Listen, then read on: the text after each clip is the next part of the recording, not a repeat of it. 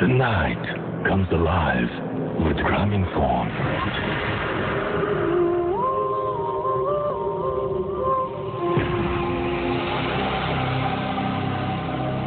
শুনছেন সবসময় রেডিও ফুর্তি 88.0 FM। আমি রাসেল আছির সাথে and the night comes alive with Grameenphone. আপনারা সবাই সেটা জানেন, আর আপনাদের সবাইকে আরও একবার স্বাগত জানাচ্ছি ভূত এফএমে। শুরুতে জানিয়ে দিই যে আপনারা সবাই জানেন যে চলছে ভাষার মাস ফেব্রুয়ারি, এবং আমরা আরও একবার ভূত এফএমের পক্ষ থেকে, রেডিও ফুর্তির পক্ষ থেকে সমস্ত ভাষা শহীদদের, প্রত্যেক ভাষার সৈনিককে আমরা জানাই বিনম্র শ্রদ্ধা। তাদের জন্যই, তাদের আত্মত্যাগের বিনিময়ে আমরা পেয়েছি মায়ের ভাষায় কথা বলার অধিকার। 21শে ফেব্রুয়ারি আজ আন্তর্জাতিক মাতৃভাষা দিবস হিসেবে স্বীকৃত, এক বিরাট গর্বের ব্যাপার। তো আমরা চেয়েছিলাম যে এইরকম একটা সময় আমরাও চেয়েছিলাম যে স্পেশাল কোনো একটা কিছু করতে, আর সেই কারণে আমরা বলেছিলাম যে ভূত এফএমে আপনারা আপনাদের ঘটনা লিখে পাঠান। তো যারা লিখে পাঠিয়েছেন তাদের মধ্যে অনেক ঘটনা, ভালো কিছু ঘটনা আমাদের বাদও দিতে হয়েছে। তারপরে আমি চিন্তা করছিলাম পুরো সপ্তাহ জুড়ে যে স্পেশাল কি করা যায়।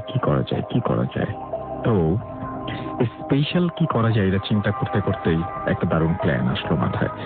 সেই প্ল্যানের কথাটা বলবো, তবে তার আগে জানিয়ে দিই কিভাবে আমাদের সাথে কমিউনিকেট করবেন আপনারা, বা কিভাবে আমাদের সাথে নিয়ম কানুনগুলো আগে একটু বলে দিই। আমাদেরকে SMS করতে হলে মোবাইলের মেসেজ অপশনে গিয়ে টাইপ করতে হবে ফুর্তি, FORT, ফুর্তি স্পেস আপনার নাম স্পেস আপনার মেসেজ পাঠিয়ে দিতে হবে 9840 নাম্বারে। আমাদের ইমেল করতে হলে আমাদের ইমেল অ্যাড্রেস হচ্ছে bhotfm@radiofurti.fm, which is BHOTFM@radiofurt.fm। তো আমরা চিন্তা করলাম যে আচ্ছা, আমাদের ফেসবুকে কিন্তু আপনারা কানেক্টেড থাকতে পারেন। আমাদের ফেসবুকে www.facebook.com/radio.furti and www.facebook.com/bhutfm.russell এই দুটো অ্যাড্রেসে গিয়ে কিন্তু আপনি আমাদের লাইক দিতে পারেন, পোস্টে কমেন্ট করতে পারেন, এনিথিং ইউ ওয়ান্ট।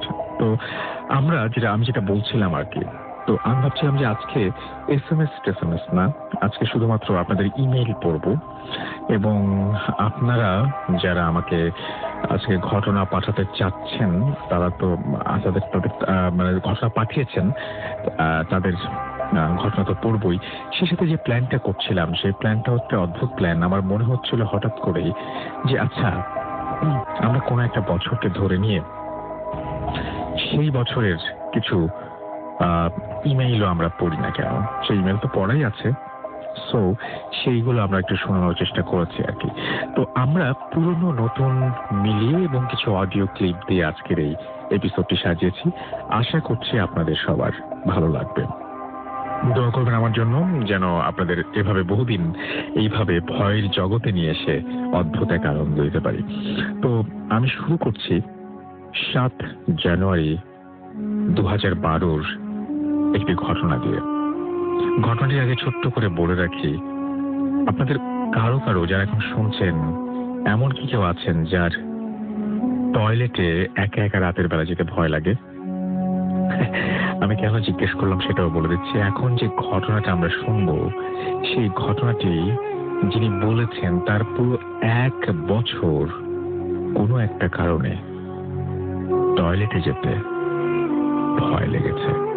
আমি জানি অনেকেই ঘটনা শুনেছেন, আবার এমনও আছেন যারা 2012 পরেও ঘটনা শোনা শুরু করেছেন। তাদের জন্য অনেক অন্যরকম লাগবে। যারা শুনেছেন তাদের আরো একবার শুনতে ক্ষতি কি। চলুন শুনে আসি সেই ঘটনাটি। এনিওয়েজ, আমাকে একজন ঘটনাটা পাঠিয়েছেন যিনি, তিনি লিখছেন যে আজ আপনাদের আমার জীবনে ঘটে যাওয়া একটা ভয়ঙ্কর ঘটনা বলবো, যে ঘটনার ফলে আমি মানসিকভাবে এতটাই বিপর্যস্ত হয়েছিলাম যে টানা 1 বছর আমি সারাক্ষণ আতঙ্কের মাঝে থাকতাম। আর সারাক্ষণ, এমনকি টয়লেটে যাবার সময়ও আমার পাশে কাউকে থাকতে হতো। ভূত এফএমে অনেক মানুষকে দেখেছি যে অলিক কিছু না দেখতে পারার জন্য অনেক হাহুতাশ করেন, কিন্তু আমার পরিবার আর আমার যে অবস্থার মধ্য দিয়ে আমি গিয়েছি তা থেকে উপলব্ধি করতে পারি যে ব্যাপারগুলো আসলে যেমন মজার মনে হয় আসলে সেরকম নয়। যাই হোক, আমি মূল ঘটনায় চলে আসি। এই ঘটনাটা আমার ছোটবেলার, যখন আমি স্কুলে পড়ি। আমার বাবার ছিল বদলির চাকরি, উনি ছিলেন সরকারি ডাক্তার। সেবার বাবার বদলি হলো ঠাকুরগাঁতে। আমি যে সময়ের কথা বলছি তা 1987-88 দিকে। ঠাকুরগাঁতে যে সদর হাসপাতাল তা তখন কেবল নতুন ভবনে শিফট হয়েছে, যা কিনা ঠাকুরগাঁ বাস স্ট্যান্ডের কাছে এখনো আছে। নতুন হাসপাতালের ডাক্তারদের কোয়ার্টারগুলো তখনও বানানো শেষ হয়নি। বাইরে বাসা ভাড়া বেশি হবে বলে অনেক ডাক্তার তখন পুরনো হাসপাতালের ভবনগুলোতে থাকতেন। পুরনো হাসপাতালটি ছিল ঠাকুরগাঁর কোর্টের পাশে। সেটি ছিল ব্রিটিশ আমলে করা অনেক বড় ক্যাম্পাসের মাঝে। অনেকগুলো শত বছরের পুরনো কাঁঠাল গাছ ছাড়াও সেই ক্যাম্পাসে ছিল পরিত্যক্ত দুটো অ্যাম্বুলেন্স, যেটায় চড়ে আমরা তখন খেলা করতাম। আর ছিল একটা লাশ কাটা ঘর। আমরা সবাই মহা আনন্দে পুরনো হাসপাতালের সেই ভবনটায় উঠলাম। তা নাকি আগে ওয়ার্ড ছিল। আমাদের ওই বাসায় ওঠার পরে আশেপাশের অনেকেই আমার মাকে বলছিলেন যে আপনাদের ছোট বাচ্চা আছে, এই পুরনো হাসপাতালের বিল্ডিং এ না উঠলেই ভালো করতেন। তবে পরিষ্কার করে কিছু বলেননি। আমার ছোটবেলাটা অনেক দুশ্চিপনায় কাটত। স্কুলের বাইরে দুপুরে একটু সময় ছাড়া সারাটা সময় আমরা বাইরে খেলাধুলা করে বেড়াতাম। পুরনো হাসপাতালের বিরাট ক্যাম্পাস আমাদের কাছে এক মজার খেলার মাঠ হয়ে গেল। হাসপাতালের পরিত্যক্ত ভবনগুলো যেন আমাদের লুকোচুরি খেলার জন্যই তৈরি করা হয়েছিল। হাসপাতালের পিছনে ছোট একটা জঙ্গলের ভেতর দিয়ে আমরা টাঙ্গন নদীতে যাওয়ার শর্টকাট রাস্তা বের করে ফেললাম। আমাদের মাঝে ভয়ের কোনো ধারণাও ছিল না। সমস্যাটা শুরু হলো হঠাৎ করে। আমি আর আমার বড় ভাই রাতের বেলা অদ্ভুত ধরনের স্বপ্ন দেখা শুরু করলাম। কিছুদিন পরপরই ঘটনাটা ঘটতে থাকলো। আমার বড় ভাই ওনার স্বপ্নগুলো মনে রাখতে পারতেন না, কিন্তু ওনার যেটা হতো তার সোজা ভাষায় মানুষকে ঘুমের মধ্যে বোবায় ধরলে যা হয় সেরকম করে গোঙানি আর চিৎকার করে ওঠা। পরবর্তীতে আরেকটা ব্যাপার মাঝে মাঝেই হতে থাকে, সেটা হলো উনি ঘুমের মাঝেই উঠে হেঁটে বেড়াতে শুরু করতেন। সবচাইতে অবাক করা ব্যাপার হলো উনি ঘুমের মাঝে 2 বার বাসার দরজা খুলে বাইরে চলে যান এবং ফজরের নামাজের যাবার সময় বাবা ওনাকে বাসার কিছু দূরের একটা কাঁঠাল গাছের নিচে ঘুমন্ত অবস্থায় খুঁজে পান। এরপর থেকে রাতে ঘুমাবার আগে আমার মা বাসার মূল দরজা ভেতর দিক থেকে তালা মেরে দিতেন। আমার স্বপ্নের ধরনটা ছিল আরো অদ্ভুত। আমি আমার স্বপ্নগুলো স্পষ্ট মনে রাখতে পারতাম। স্বপ্নগুলো এক কথায় জীবন্ত। আমার স্বপ্নে দেখতাম আমার ঘরের চারিদিকে কেমন জানি বদলে গেছে, সবকিছু যেন 50-60 বছর পিছিয়ে গেছে। আমার ঘরের চারিদিকে পরিচিত আসবাব কিছু নেই, বরং সেই জায়গাতে আছে সারি সারি করে পাতানো রোগীদের বিছানা, সাদা চাদর বিছানো। সেই বিছানাগুলোর মাঝে বেশিরভাগই রোগী শুয়ে আছে। তাদের কেউ কেউ কষ্টে কোঁকাচ্ছে, কেউ বা ঘুমে বিভোর। একবার স্বপ্নে আমি কাহিনী কি ভালো মতো দেখার জন্য উঠে বসি। এমন সময় দেখি কেউ একজন বলল যে বাবু উঠে গেছে, ওষুধের ডোজটা দিয়ে দেই। পিছনে তাকিয়ে দেখি একজন সিস্টার, পরিষ্কার সাদা পোশাক পরা, মায়াবী মুখ, আমার সামনে একটা ট্রলিতে কিছু একটা আনে। আমি বেকুবের মতো দেখতে থাকি। উনি অনেক যত্ন করে কি একটা ওষুধের অ্যাম্পুল ভাঙেন, একটা কাচের সিরিঞ্জে ওষুধটা নেন এবং আমার হাতটা ধরেন। এই পর্যায়ে আমি বুঝতে পারি আমার সাথেই কিছু একটা হতে যাচ্ছে। আমি হাত ছাড়ানোর জন্য জোরাজোরি করতে থাকি, চিৎকার করে বলতে থাকি, ছেড়ে দাও। ঘুম ভাঙলে দেখি আমার বড় ভাই ধাক্কা দিয়ে বলছেন, কি হয়েছে তোমার? স্বপ্ন দেখছো মনে হয়? খারাপ কিছু? হাত মুখে পানি দিয়ে আসো, ভালো লাগবে। এরপর আমি বাথরুমে যাই। হাত ভরে পানি নিয়ে মুখ ধোবার সময় হাতের দিকে চোখ আটকে যায়। হাতের এক জায়গায় খুব জোরে ধরায় 5 আঙ্গুলের দাগ হয়ে রক্ত জমাট হয়ে আছে। পরদিন সকালে আমার মা বাবাকে স্বপ্নের ব্যাপারটা খুলে বলি আর হাতের দাগটা দেখাই। আব্বা আম্মা ব্যাপারটা অবাক হন এবং ভয় পেলেও আমাদের সাহস দেবার জন্য বুঝ দেন যে ঘুমের ভেতর হয়তো আমি নিজেই নিজের অন্য হাত দিয়ে এমন করেছি। তবে আমার মা আর নানাকে বলে আমাদের 2 ভাইয়ের জন্য 2টো তাবিজ জানিয়ে দেন। আম্মা ওটা আমাদের হাতে বেঁধে দেন। মূল ঘটনা ঘটে এর কিছুদিন পরেই। আমাদের বাসায় তখন রেফ্রিজারেটর ছিল না। পুরনো হাসপাতালের প্রায় সবকিছুই নতুন শিফট করে গেলেও ইপিআই এর অফিসটা আগের ভবনেই ছিল। ইপিআইয়ের স্টোর রুমের জন্য সেবার ইউনিসেফ থেকে 5-6টা ডিপ ফ্রিজ দান করে। প্রয়োজন না থাকায় সেগুলো ইনস্টল না করে ফেলে রাখা হয়েছিল। ইলেকট্রিকের জিনিস পড়ে থাকলে নষ্ট হতে পারে ভেবে আমাদের পুরনো হাসপাতালে অবস্থানরত ডাক্তারদের একটা বড় ডিপ ফ্রিজ ইনস্টল করে নিজেদের প্রয়োজনে ব্যবহার করার জন্য অনুমতি দেন। বাবা সহ অন্যান্য ডাক্তাররা, আঙ্কেলরা কোরবানির ঈদের আগে ঠিক করেন যে ঈদ উপলক্ষে এবার একটা ডিপ ফ্রিজ ইনস্টল করবেন। সেই সময় ফ্রিজ মানে আমাদের কাছে অনেক মজার ব্যাপার ছিল। আইসক্রিম বানানো যাবে, বরফ বানিয়ে সেই বরফ খাওয়া বিশাল আনন্দের ব্যাপার ছিল আমাদের মাঝে। তো সেই ফ্রিজ ইনস্টল করতে করতে মেকানিক রাত 11টা বাজিয়ে দিল। সেটা ছিল ঈদের আগের রাত।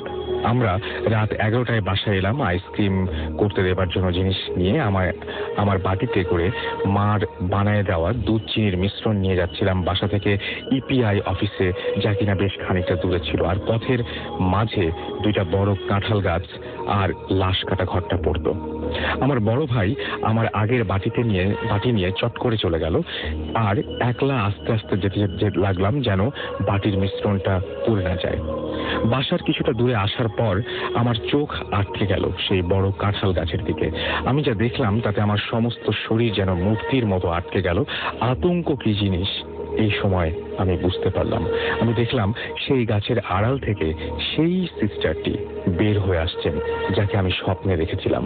আমি নড়তে পারছিলাম না। মোহগ্রস্ত মানুষের মতো তাকিয়ে দেখলাম মহিলাটি আমাকে ইশারায় ডাকছেন। অন্ধকারে ওনার শরীরটা যেন হালকা নীরব আলো ছড়াচ্ছিল। আমি কত সময় দেখেছি মনে নাই, শুধু মনে আছে এক সময় আমি সম্বিত ফিরে পেলাম। তখন আমি চিৎকার করে বাসার দিকে দৌড় দিলাম। বাসার উঠোনে এসে চিৎকার করে জ্ঞান হারালাম। আমার জ্ঞান যখন ফিরল, আমি আমার বাবার কোলে। আমি আতঙ্কে বাবাকে জড়িয়ে ধরলাম। আমার মনে আছে সেই রাতে আমাকে দেখার জন্য অন্যান্য ডাক্তার আঙ্কেলরা এসেছিলেন। কড়া ডোজের ঘুমের ওষুধেও সারা রাত আমি চোখের পাতা এক করতে পারিনি। পরদিন সকালে ঈদ ছিল, কিন্তু আমাদের সেবারের ঈদের আনন্দ মাটি হয়ে গিয়েছিল। আমার ফোবিয়াটা এমন ভয়াবহ হয়ে দেখা দিল যে বিকেলে আমরা নানা বাড়ি দিনাজপুরে আমাদের নিয়ে চলে গেলেন। বিকালে আমার নানা বাড়ি দিনাজপুরে আমাদের নিয়ে চলে গেলেন আমার বাবা, এবং মাসখানেক পর বাবা বদলি নিয়ে ঠাকুরগাঁ থেকে দিনাজপুরে চলে আসেন। আমার বাবা অনেক আধুনিক মন মানসিকতা ছিলেন। উনি আমার ব্যাপারটাকে সম্পূর্ণ মনের ভ্রম বলে ধরে নেন। আমি 1 বছর স্কুল ড্রপ দিই।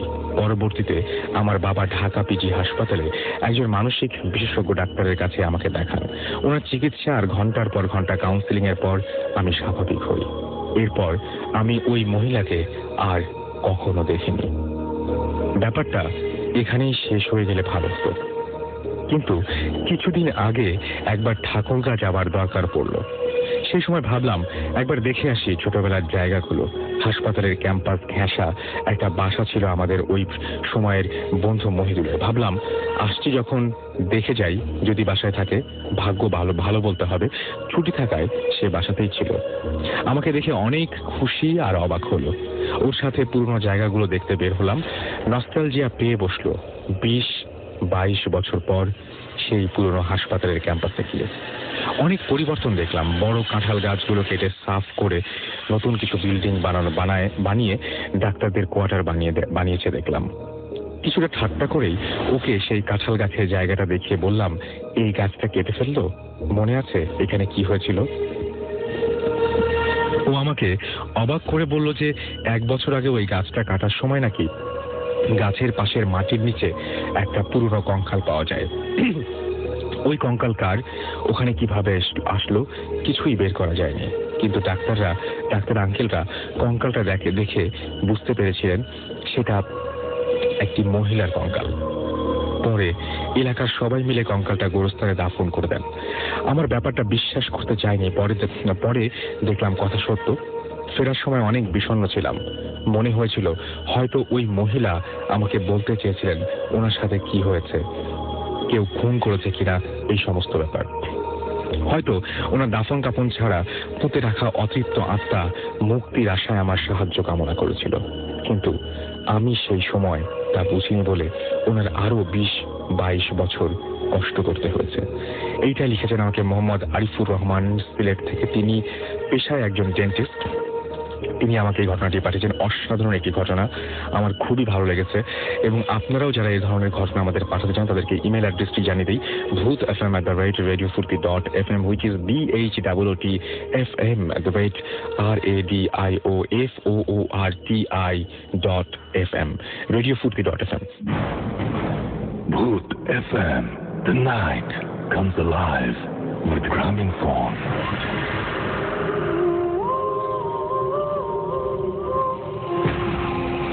Welcome back. কেমন লাগলো? যাই হোক, যেমনই লাগুক না কেন, এখন যেটা করব সেটা হচ্ছে এখন নতুন একটা ঘটনায় যাব আমরা।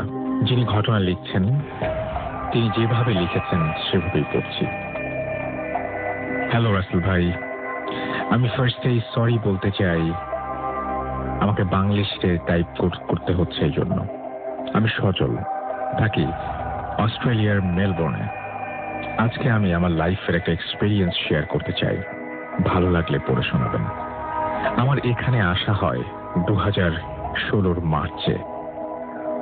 আসার পর হঠাৎ রুম খুঁজে না পাওয়াতে একটা হোস্টেলে উঠি। যাই হোক, নিউ প্লেস, ভালোই কাটছিল দিনগুলো। এর মাঝে আমি একটা বাসা পেয়ে যাই ফর রেন্ট পারপাস। বাসার লোকেশনটা একটু রিমোট হলেও এরিয়াটা অনেক সুন্দর ছিল, যেখানে 2 বেডরুমের ফ্ল্যাটের প্রাইসেই আমি একটা ফুল হাউস ব্যাকইয়ার্ড সহ পেয়ে গেলাম। তাই এত চিন্তা না করে নিয়ে এলাম, অ্যাজ আমার friend was coming within a month. So আমি একাই থাকা স্টার্ট করলাম। আমার বাসায় আসি, দেন ফুড, তারপরে কিছুক্ষণ ফেসবুক, তারপর কিছু হোমওয়ার্ক, দেন ঘুমিয়ে যাওয়া। 1-2 উইকস ভালোই ছিল। হঠাৎ প্রবলেম শুরু হলো এক রাতে আমি ফেসবুক ব্রাউজ করতে করতে মেবি ঘুমিয়ে পড়লাম। হঠাৎ ফিল করা স্টার্ট করলাম আমার মুখে পানির ফোঁটা পড়ছে। চোখ খুলে দেখলাম ঠিক রুফ থেকে একটা কুকুরের মাথা ঝুলছে। আরো একবার বলছি, রুফ থেকে একটা কুকুরের মাথা ঝুলছে অ্যান্ড ব্লাডের ফোঁটা পড়ছে। আমি চিৎকার করে উঠি, লাইট জ্বালিয়ে দেখলাম কিছুই নেই। হ্যালুসিনেশন ভেবে ঘুমিয়ে পড়তে যাব, দেন দেখি হাতে আর মুখে ব্লাডের স্পট। আমি আর ঘুমাতে পারলাম না, সারা রাত ঘুমাতে পারলাম না। এই স্টোরিটা আমি কারোর সাথে শেয়ার করিনি। এরপর থেকে ভয়াবহ রকমের ব্যাড ড্রিম দেখা স্টার্ট করলাম।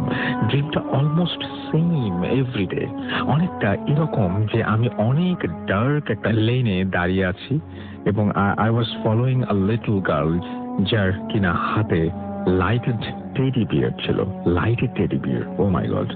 দেন একটা বাসার সামনে আমি আসি, যেটা কিনা একটা অ্যাবান্ডন। দেন ড্রিমটা ভেঙে যায়। I was getting scared and scared. এক রাতের কথা বলি, আমি সেম ড্রিম দেখা স্টার্ট করলাম, বাট দিস টাইম ড্রিমটা একটু এক্সটেন্ড করলো। আমি দেখলাম আমি ওই অ্যাবান্ডেন্ড হাউসে ঢুকলাম। দেন দেখলাম একটা রুমে স্মল একটা ল্যাম্প জ্বলছে and the little girl was hanging from the floor. এটা দেখে আর সহ্য করতে পারলাম না। আমি দৌড় দিয়ে দেওয়া শুরু করলাম।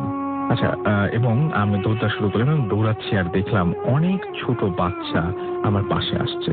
ঠিক বাচ্চা বললে হবে না, বিকজ দেখতে অনেকটা হিউম্যানের বাচ্চা হলেও ফেসটা ছিল কুকুরের মতো।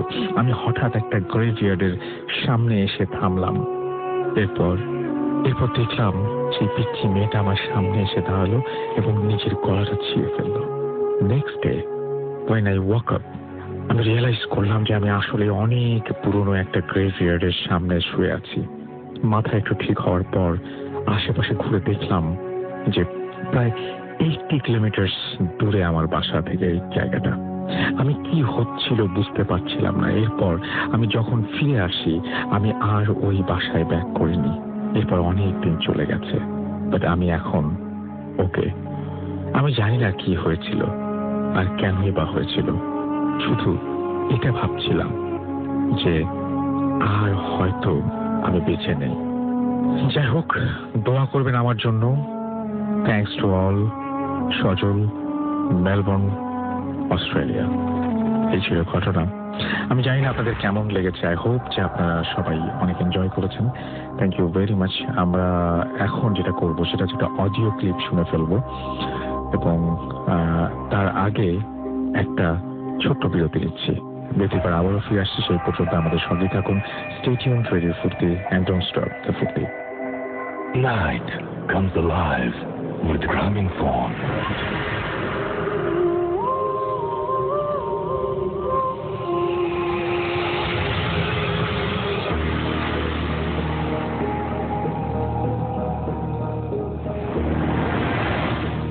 হাই, হ্যালো, আমার নাম আয়াত। আমি নিউ ইয়র্ক থেকে, নিউ ইয়র্কের ব্রুকলিনে থাকি। হ্যালো রাসেল ভাইয়া এবং বাংলাদেশের সবাই যেখানে যেখানে আছো। I think everybody is feeling so good, এটাই আশা করব। আমি আজকে যা শেয়ার করব এটা হচ্ছে আমার সাথে হয়েছে একটা খুবই ভয়ঙ্কর একটা ঘটনা। আমি জানি না এটা কতটুকু মানুষ ভয় পাবে, কিন্তু আমি অনেক ভয় পেয়েছি এবং এখনো পাই, কারণ এটা আমার সাথে এখনো হয় মাঝে মধ্যে। বাট আমি চাইবো এমন কারোর সাথে যেন না হয়। ওকে, বেশি কথা না বলে আমার ঘটনাটা বলে ফেলি। আমরা তখন বাংলাদেশে থাকি, আমার ফ্যামিলি এবং আমার সবাই। আমরা বাংলাদেশের মিরপুরে থাকতাম। আমাদের ছোট্ট একটা ফ্যামিলি এবং চাইতাম যে সবাই মিলে একসাথে থাকতে। চৌথ ফ্যামিলি, আমার দাদু, আমার চাচু, আমার আম্মু আব্বু এবং আমি আমার আম্মু আব্বুর একটাই মেয়ে। আমার দাদু আমাকে অনেক বেশি ভালোবাসতো, তো সবসময় আমি ওনার সাথে সাথেই থাকতাম। অনেক ছোট ছিলাম আর ফ্যামিলিতে একটাই মেয়ে ছিলাম, তো আদরটাও একটু বেশি ছিল। আমার দাদু, আমার আম্মু আব্বু সবসময় শুনতাম যে আমার দাদু সবসময় শুনতাম যে উনি অনেক কিছু জানে। উনি মানুষকে কোনো কেউ বিপদে পড়লে, চিনভূত থেকে বিপদে পড়লে উনি এটা সমাধান করতে পারে। তো ওনার কাছ থেকে অনেক আল্লাহর রহমতে মাশাআল্লাহ অনেক কিছু শিখেছি, যেগুলো এখনো আমার কাজে দেয় আর ভালো জিনিসই শিখেছি। তো দুঃখের বিষয় হচ্ছে যে আমার দাদু হঠাৎ করে 2002 সালে মারা যান। তখন আমরা সবাই ভেঙে পড়ি। একটা সময় এসে আমরা 2004-এ এসে আমরা সবাই আমেরিকাতে চলে আসি। তো আমেরিকাতে আসার আগে এটা বাংলাদেশে থাকতে যেটা হতো, আমার দাদু মারা যাওয়ার পরই আমার সমস্যাগুলো দেখা দেয় ছোটবেলায়। যে আমার আম্মুর সাথে আমি ঘুমাতাম, তো ঘুমিয়ে আছি, তখন দেখা যাচ্ছে যে অর্ধেক রাতে, আমি টাইমটা ঠিক ভালো করে বলতে পারবো না। আর তখন যেহেতু আমি ছোট, আমার আম্মুর কাছে জিজ্ঞেস করলে তারাও দেখা যাচ্ছে যে they didn't see the time that time, you know. So দেখা যেত যে প্রায় উঠে অর্ধেক রাতে উঠে কেমন যেন একটা ভাষায় আমি কথা বলতাম। আর আমার সেই ভাষাটা আমার আম্মু, আমার আপু বা কোনো মানুষই বুঝতে পেত না। তো তখন কথা বলার সময় আমার চোখ বন্ধ থাকতো। আর হচ্ছে যেটা আমি শুনেছি ওদের থেকে, কেউ আমাকে অনেক চেষ্টা করেও আমাকে উঠাতে পারতো না। আমি যে ওই জিনিসটা থেকে মুক্ত হয়ে আমি ওদেরকে অ্যান্সার করবো যে না আমার এটা হয়েছে বা ওটা হয়েছে, এরকম হতো না। তো ওভাবেই আমি কতক্ষণ কথা বলে আমি শুয়ে পড়তাম। এরপরে আবার আমাকে ডাকাডাকি করতো। তারপরে একটা সার্টেন টাইমে আমি ঘুম থেকে উঠে সব ভুলে যেতাম যে কি বলছো, তোমরা স্বপ্ন দেখেছো। আমি ওদেরকে হেসে এভাবে বলতাম। তো যাই হোক, এমন করে বেশ কিছুদিন চলতে ছিল। তো আমরা 2004 সালে আমরা আমেরিকাতে চলে আসি। তো আমেরিকাতে চলে আসার পর আমার এই ধরনের সিচুয়েশন, তখন আমাকে একা আমার একটা নিজের রুম হলো। আমি বড় হচ্ছিলাম তখন।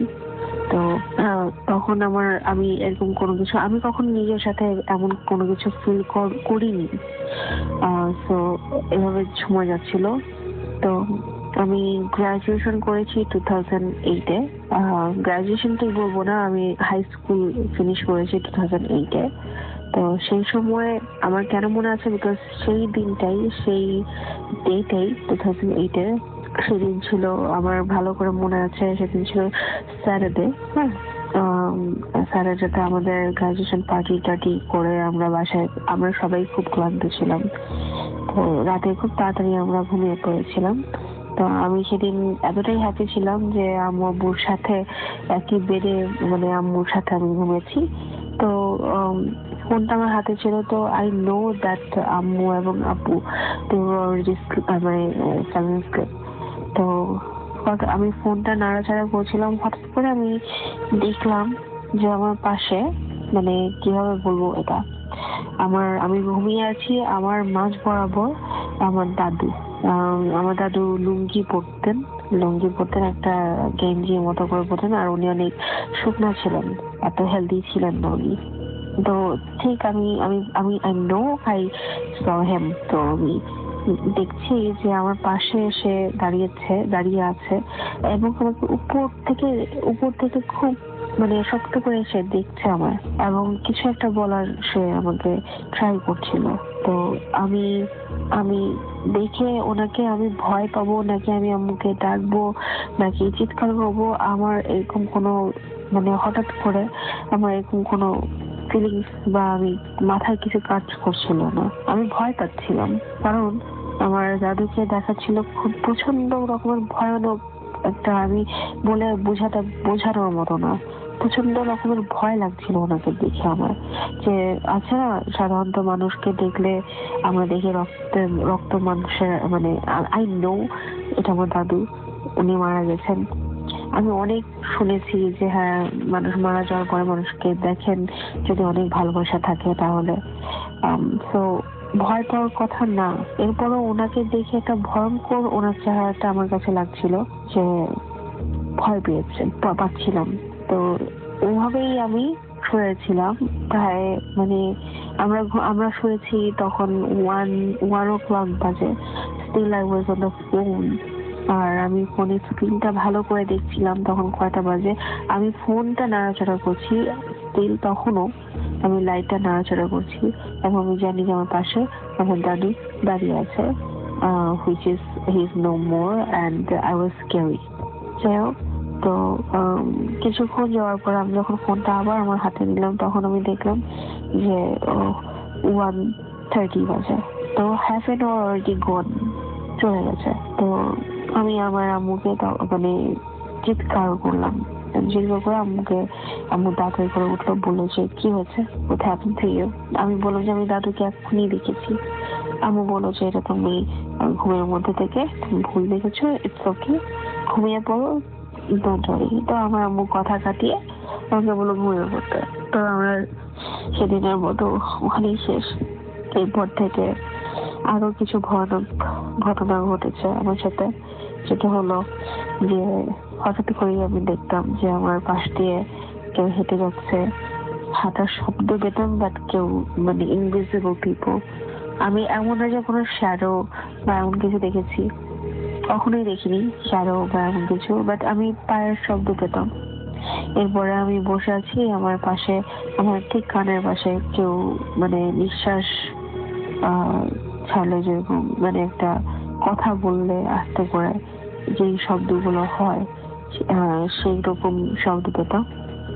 তো এমন ভাবে আমি কখনো পাত্তা দিতাম না, বিকজ আমি আসলে সাহসী বলবো না, বাট নিজেকে যতটা ইগনোর করা যায় এই সমস্ত ব্যাপার থেকে ভয় পেতাম অনেক বেশি। তো সাডেনলি আমার সাথে একটা ঘটনা ঘটলো তখন। তো 2008 পরে আমার বিয়ে হয়েছে 2013-এ। তো আমার বিয়ের পর আমি আর আমার হাজবেন্ড আমরা ঘুরতে গেলাম। তো আমি কখনো আমার হাজবেন্ডকে বলিনি যে আমার সাথে কি হয় বা কি আমি সবসময় যেটা আমি ফিল করি, আমি কখনোই বলিনি, বিকজ আমি ভয় পাই দেখা যাবে যে আমার সাথে সাথে ও ভয় পেয়েছে। তো এর জন্য আমি কখনো ওর সাথে এই সমস্ত ব্যাপার, অনেকে আছে বিশ্বাসও করতে চায় না, যে কি বলো তুমি এই সমস্ত কথা।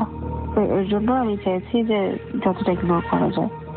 তো সাডেনলি আমার সাথে যেটা হয়েছিল তখন, সেটা হলো আমরা মানে ভার্জিনিয়াতে ঘুরতে গেছিলাম। এটা হচ্ছে ওয়াশিংটন, ভার্জিনিয়া। তো ওখানে ঘুরতে যেয়ে আমরা একটা হোটেল নিলাম। হোটেলে ঘুরতাম। তো রাতে 3টার সময় আমার খুব মানে ভালো লাগতো যে দিনের বেলা ঘুমাতাম, মানে এখনো আমার যে অভ্যাসটা আছে যে আমি সবসময় দিনের বেলা ঘুমাতে পছন্দ করি। যখনই মানে 6 o'clock হবে, 6 o'clock থেকে দুপুর 2টা পর্যন্ত আমার জব, আমার school, everything have to be after 3 o'clock in the afternoon. আমি কখনো মানে সকালবেলা ঘুম থেকে উঠে একটা কাজ, job, school, I don't like this. তো আমার দেখা যায় যে আমি অনেক রাত পর্যন্ত জেগে থাকি, রাত 3টা 4টা 5টা হয়ে যায় আমি জেগে থাকি। তো আমার হাজবেন্ডের সাথে আমি এরকম বাইরে বের হয়েছি, ঘুরবো, ওই জন্য বের হলাম রাত 3 o'clock তখন বাজে। 3 o'clock আর আমার ঠিক টাইমটা মনে নেই, 2 থেকে 3 o'clock এর ভিতরে হবে। তো ঘুরতে গেলাম, বের হলাম। বের হওয়ার পর সেদিন আমরা অনেক বেশি টায়ার্ড ছিলাম। তো বের হওয়ার পর আমরা বের হয়েছি, ঘুরেছি। তো তখন বাসায় এসে আমি শুয়েছি। আমি শোয়ার সাথে সাথে আমার শরীরে অনেকগুলো খামচির দাগ। তো আমার হাজবেন্ড দেখে আমাকে বললো যে কি ব্যাপার, তুমি কি পড়ে গেছো বা কোনো ব্যথা পেয়েছো? আমি বললাম যে না। ও বললো যে তোমার পুরা মুখে খামচির দাগ, মনে হয়েছে যে কারোর সাথে তুমি যুদ্ধ করছো। এরকম ভাবে আমার মানে প্রতিনিয়ত এভরি সিঙ্গেল ডে আমার সাথে এমন হতে থাকলো। তো আল্লাহর রহমত, আমরা বাংলাদেশে আসলাম। বাংলাদেশে এসে কিছুদিন আগে আমি একজন হুজুর বলবো না ঠিক, উনি মানে মসজিদে উনি নামাজ পড়ান। তো উনি আমাকে তাবিজও না, আমাকে কিছু দোয়া দুরুদ আমাকে দিয়েছে। আল্লাহর রহমতে এখন আমার কোনো সমস্যা এখন পর্যন্ত হচ্ছে না। তো আপনারা প্লিজ আমার জন্য দোয়া করবেন যেন আমি এই সমস্ত সমস্যা আমার যেন ফেস না করতে হয়। কারণ আমি যে ফেস করি আমার থেকে বেশি আমার মানে ফ্যামিলির মানুষগুলো ফেস করে এই জিনিসগুলো। বিকজ ওরা প্রতিনিয়ত ভয়ে থাকে, আমাকে নিয়ে স্কেরি থাকে আমাকে নিয়ে। আর আমি দোয়া করবো যে এই ধরনের জিনিস যেন কেউ কোনোদিনও কাউকে ফেস না করতে হয়। রাসেল ভাই, আপনাকে অসংখ্য ধন্যবাদ। আর বাংলাদেশের সবাইকে আই মিস ইউ গাইস। বাংলাদেশের থ্যাংক ইউ সো মাচ। সবাই ভালো থাকবেন। Booth FM. The night comes alive with Gramophone.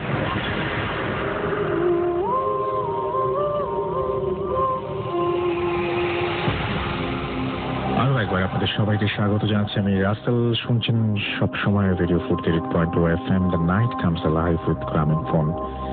আমি রাসেল আছি, সাথে চলছে ভূত এফএমের স্পেশাল এপিসোড। আপনাদের ইমেইল পড়ছি আমরা এবং পুরনো ইমেইলও শোনাচ্ছি। তো এখন যেটা করব সেটা হচ্ছে, আপনারা অনেকেই হয়তো লাশের কাপড় খাওয়ার ঘটনা শুনেছেন, আমি শিওর অনেকে শুনেছেন। কিন্তু এর সাথে পার্থিব জগতের কোনো মিল আছে, কোনো কানেকশন আছে যে এই লাশের কাপড় খাওয়ার সাথে সাথে পার্থিব জগতেরও কোনো চেঞ্জ আসতে পারে? ঘটনাটি আমাদের কাছে এসেছিল, আমি পড়েছিলাম 28 জানুয়ারি 2012-তে। শুনে আসি ঘটনাটি। হাই রাসেল ভাই, আশা করি ভালো আছেন। আমি আশিক ইমতিয়াজ খুলনার দৌলতপুর থেকে বলছি। আমি শুরু থেকেই ভূত এফএম শুনছি। এখন যে ঘটনাটি বলছি তা আমার দাদির মুখ থেকে শোনা। আমার দাদির বাবা, অর্থাৎ আমার বাবার নানা, তিনি একজন মসজিদের ইমাম ছিলেন এবং তিনি মানুষের অনেক ধরনের সমস্যার সমাধান করতেন। একদিন পাশের এক গ্রামের একটি লোক স্বাভাবিকভাবে মারা গেল, কিন্তু তারপর থেকেই শুরু হলো সমস্যা। ওই বাড়ির লোক একে একে মরতে শুরু করলো। ঘটনাটি বাবার কানে আসলো, তিনি বুঝতে পারলেন যে ওই বাড়িতে পুরুষকাল লেগেছে। তারপর তিনি ওই বাড়িতে গেলেন এবং ওই বাড়িতে 4 জন লোক জীবিত। তিনি তাদের সাথে কথা বললেন। তিনি বললেন, তোমাদের বাঁচার একটা উপায় আছে। উপায়টি এরকম, গভীর রাতে ওই বাড়ির 4 কোণায় 4টি মুয়াজ্জিন, 4 জন মুয়াজ্জিন দাঁড়িয়ে আজান দেবেন, আর ওই সময় প্রথমে যে মারা গিয়েছিল তার কবর খোঁড়া হবে। কথা মতো কবর খোঁড়া হলো এবং অবিশ্বাস্য হলেও সত্য যে লাশের গালের মধ্যে কাফনের কাপড় ছিল, অর্থাৎ মুখের মধ্যে কাফনের কাপড় ছিল, অর্থাৎ লাশটি কাফনের কাপড় খাচ্ছিল। আর আমার বাবার নানার ধারণা এই কারণেই ওই বাড়ির লোকজন একে একে মারা যাচ্ছিল। তখন বাবার নানার নির্দেশে লাশটিকে ওপরে তোলা হলো এবং সেটিকে পুনরায় গোসল ও জানাজা দিয়ে অন্য স্থানে দাফন করা হলো। তারপর থেকে ওই বাড়িতে আর কোনো সমস্যা হলো না। এই ছিল ঘটনা, এবং এরকম অসংখ্য ঘটনা আপনাদের কাছে আছে আমি জানি। আমাদেরকে ইমেইল করুন। Bhoot FM. The night comes alive with Gramophone.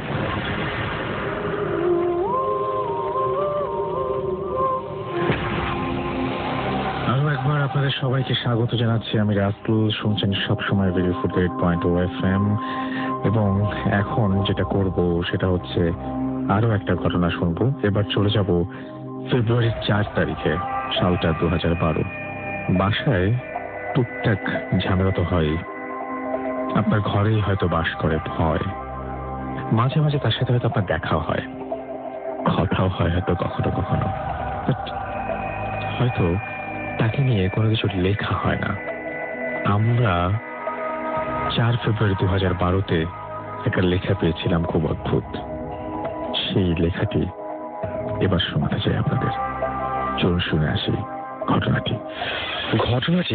আমরা যে বাসায় ভাড়া থাকতাম সে বাসাকে কেন্দ্র করে। বাসাটি মিরপুর বাংলা কলেজের পাশে কোনো এক এলাকায় অবস্থিত। গোপনীয়তা রক্ষার জন্য বাসার নাম উল্লেখ করলাম না।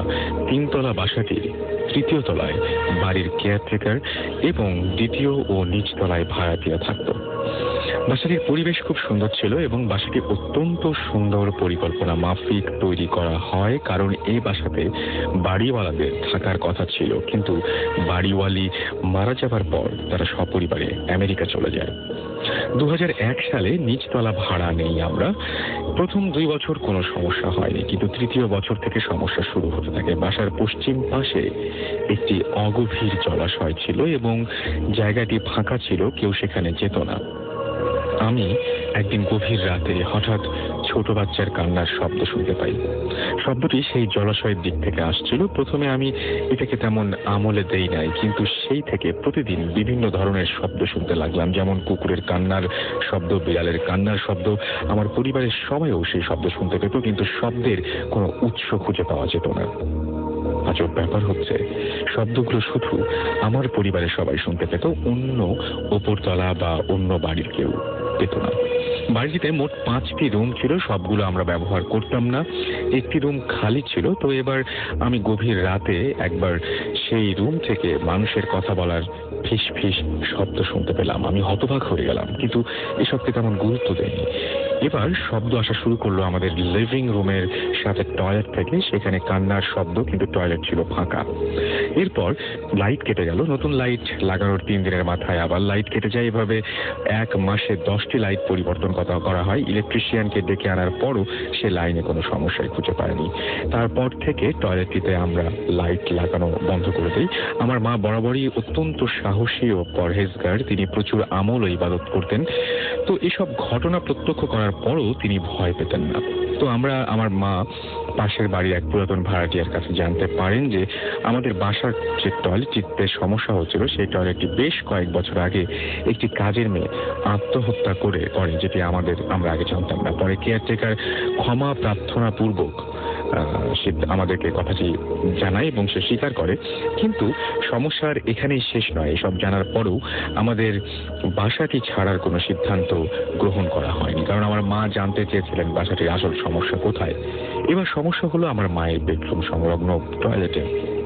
সমস্যাটি হলো, টয়লেটে কোনো পানির কল ধরলে ইলেকট্রিক শক খাওয়ার মতো অনুভূতি হতে লাগলো, যার কোনো ব্যাখ্যা আমাদের কাছে ছিল না।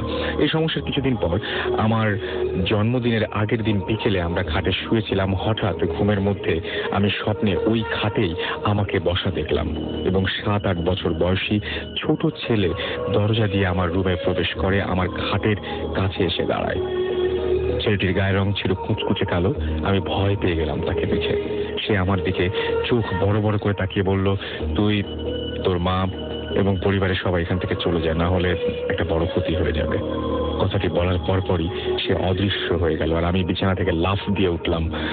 আমার কাছে ব্যাপারটি স্বপ্ন মনে হলো না, মনে হলো সত্যিই ছেলেটি এখানে এসেছিল। তো আমি মাকে গিয়ে সব বললাম। তিনি আমাকে অভয় দিলেন।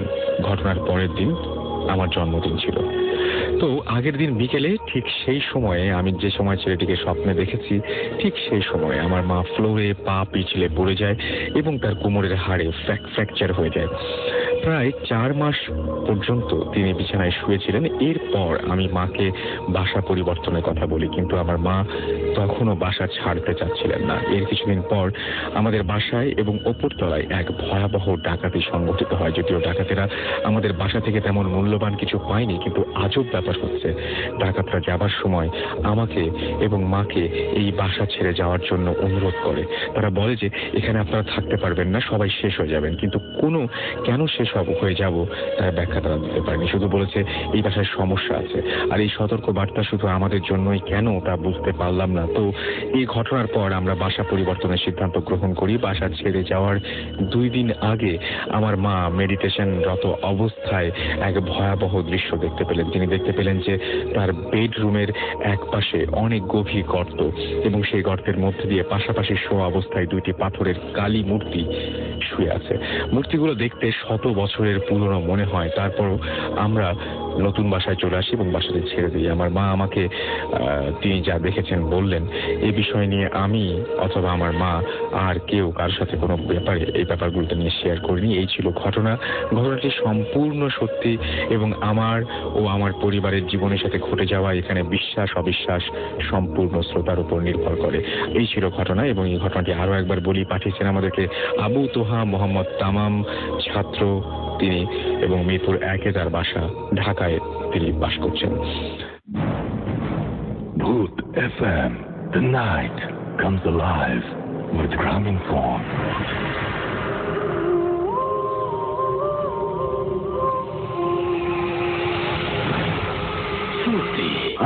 পাঞ্জাবিটা আর্জেন্ট ইস্ত্রি করে দেন না, গায়ে হলুদের। রেডিও ফুড 8.0 FM, আমি রাস্তাল আছি। সাথে যদি আমাকে ইমেল করতে চান, আমার ইমেল অ্যাড্রেস হচ্ছে bhootfm@radiofutki.fm, which is bhootfm@radiofutki.fm। আপনার নাম, ঠিকানা এবং ফোন নাম্বার সহ আপনার জীবনে ঘটে যাওয়া সেরা ঘটনা লিখে পাঠিয়ে দিন আমাদের কাছে। ঘটনার শুরুতে অবশ্যই উল্লেখ করুন যে এই ঘটনাটি আপনি স্টুডিওতে এসে শেয়ার করতে চান, নাকি আপনি চান আপনার ঘটনা আমরা পড়ে শোনাই। যারা দেশের বাইরে রয়েছেন তারা সরাসরি অডিও ক্লিপ পাঠিয়ে দিতে পারেন আমাদের কাছে। আর একই সাথে আমি বলতে চাই, আমাদের ফেসবুক পেজও আপনারা ভিজিট করুন প্লিজ। আমাদের ফেসবুক পেজ হচ্ছে www.facebook.com/radio.futki and www.facebook.com/bhootfm.russell। এছাড়াও RJ Russell, RJ space RUSSELL, এই নাম দিয়ে আপনি কিন্তু আমাদের টুইটারও পেয়ে যাবেন। সো সেখানেও আপনি আপনার কথা জানাতে পারেন আমাদেরকে। তো আমরা ঘটনা শুনে আসি।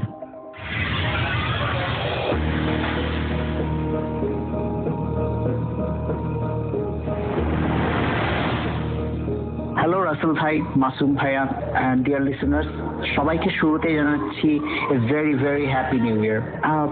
ভূত এফএম আমার অনেক পছন্দের একটা প্রোগ্রাম।